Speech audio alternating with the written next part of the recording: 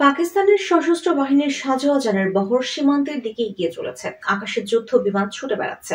টেলিভিশনের পর্দায় প্রচারিত হচ্ছে সংঘাতের আশঙ্কা বার্তা। জাতীয় নেতারা যেকোনো সামরিক পদক্ষেপের কড়া জবাব দিতে দৃঢ় প্রতিজ্ঞ। কিন্তু ভারতের সঙ্গে উত্তেজনা বৃদ্ধির প্রেক্ষাপটে পাকিস্তান যখন যুদ্ধংদেহী গর্জন তুলছে, তখন দেশটির অবসাদগ্রস্ত সাধারণ মানুষ যুদ্ধ করাকে দেশের জন্য সবচেয়ে অনাকাঙ্ক্ষিত বিষয় হিসেবে দেখছেন। সরকারি বক্তব্য আর জনগণের ক্লান্তির মধ্যকার এই ফারাক থেকে স্পষ্ট, পাকিস্তান এখন আরো গভীর ভঙ্গুর অবস্থার মুখোমুখি হয়েছে। অর্থনৈতিক সংকট ও রাজনৈতিক হতাশা দেশটির নিত্যদিনের সঙ্গী হয়ে উঠেছে। পাকিস্তানের বিশ্ববিদ্যালয় ক্যাম্পাসগুলো এবং বাসাবাড়িতে যুদ্ধ বা সীমানা নিয়ে আলোচনার তুলনায় মুদ্রাস্ফীতি, বেকারত্ব, প্রতিনিধিত্বহীন রাজনৈতিক ব্যবস্থা এবং অনিশ্চয়তায় ঢাকা ভবিষ্যৎ নিয়েই বেশি কথা হচ্ছে। ভারত নিয়ন্ত্রিত কাশ্মীরে সাম্প্রতিক সন্ত্রাসী হামলায় দুই দেশের দীর্ঘদিনের শত্রুতা আবার মাথাচাড়া দিয়ে উঠেছে। এই হামলার এক সপ্তাহ পর পাকিস্তানের রাজধানী ইসলামাবাদে অধ্যয়নরত 21 বছর বয়সী তাহসিন জাহরা বলেছিলেন, এটা আমাকে অস্থির করে তোলে। তাহসিন আরো বলেন, আমি বুঝতে পারি নেতারা শুধু শক্তি প্রদর্শন করতে চান। এমনিতেই আমাদের অনেক সমস্যা আছে। এর ভেতরে যুদ্ধ নিয়ে এত কথা বলাটা খুব বাড়াবাড়ি বলে মনে হয়। আমাদের শান্তির দরকার, নতুন কোনো ঝামেলা নয়। এই পাকিস্তানি শিক্ষার্থী আরো বলেন, সাম্প্রতিক বছরগুলোতে মুদ্রাস্ফীতি 30% পর্যন্ত বেড়ে যাওয়ায় আমার পরিবারের জন্য শুধু নিত্য প্রয়োজনীয় জিনিসপত্র কেনাই কষ্টকর হয়ে দাঁড়িয়েছে। রাজনীতিবিদদের কথা উল্লেখ করে তিনি বলেন, তারা অনেক বেশি কথা বলেন, কিন্তু আমরা তেমন কোনো পরিবর্তন দেখি না। মনে হয় তারা বুঝতেই পারেন না মানুষ কি পরিস্থিতির মধ্য দিয়ে যাচ্ছে।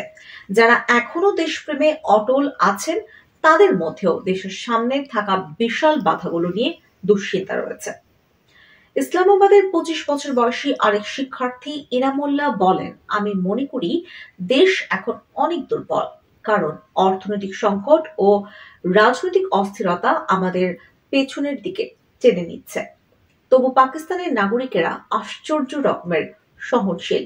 সামাজিক যোগাযোগ মাধ্যমে যুদ্ধকে ব্যঙ্গ করে তৈরি মিম ব্যাপকভাবে ছড়িয়ে পড়ছে, যেগুলো মাঝে সাঝে অনেক পাকিস্তানির চোখে ভারতীয়দের যুদ্ধবাজ মনোভাবকে উপহাস করে বানানো।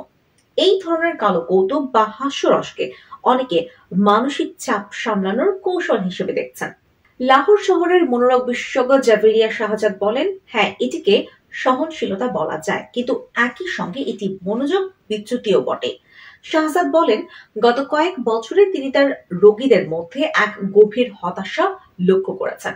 তার মতে রাজনৈতিক দমন পীড়নের কারণে নাগরিক স্বাধীনতা সংকুচিত হয়েছে এবং দেশ এক দশকের মধ্যে সবচেয়ে বেশি অর্থনৈতিক সংকটের মধ্য দিয়ে যাচ্ছে। তিনি বলেন, মানুষ এখন খুব উদ্বিগ্ন হয়ে পড়েছে।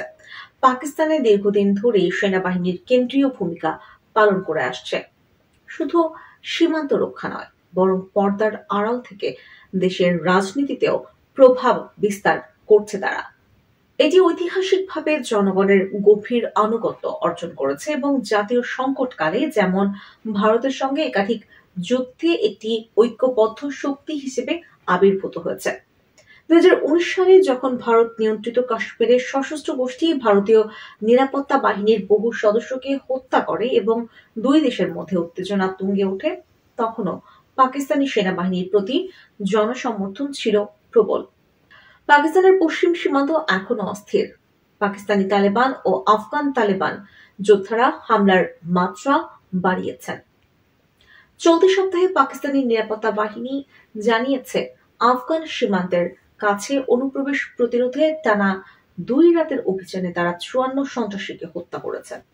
দেশটির দক্ষিণ পশ্চিমাঞ্চলে স্বল্পমাত্রার বিচ্ছিন্নতাবাদীদের বিদ্রোহ বহু বছর ধরে চলেও সম্প্রতি তা আরো প্রাণঘাতী হয়ে উঠেছে।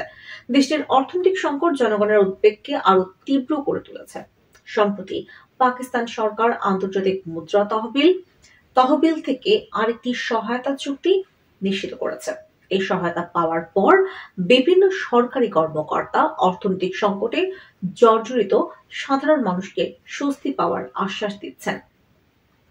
তবে অনেক পাকিস্তানের কাছে এসব অর্থনৈতিক প্রতিশ্রুতি দূরের ও ধীরগতির ব্যাপার বলেই মনে হচ্ছে। পাকিস্তানের অর্থমন্ত্রী মোহাম্মদ আওরঙ্গজেব বলেছেন, ভারতের সঙ্গে চলমান উত্তেজনার জেরে সৃষ্ট অর্থনৈতিক ধাক্কা দেশের নাজুক অর্থনীতি পুনরুদ্ধারে সহায়ক হবে না।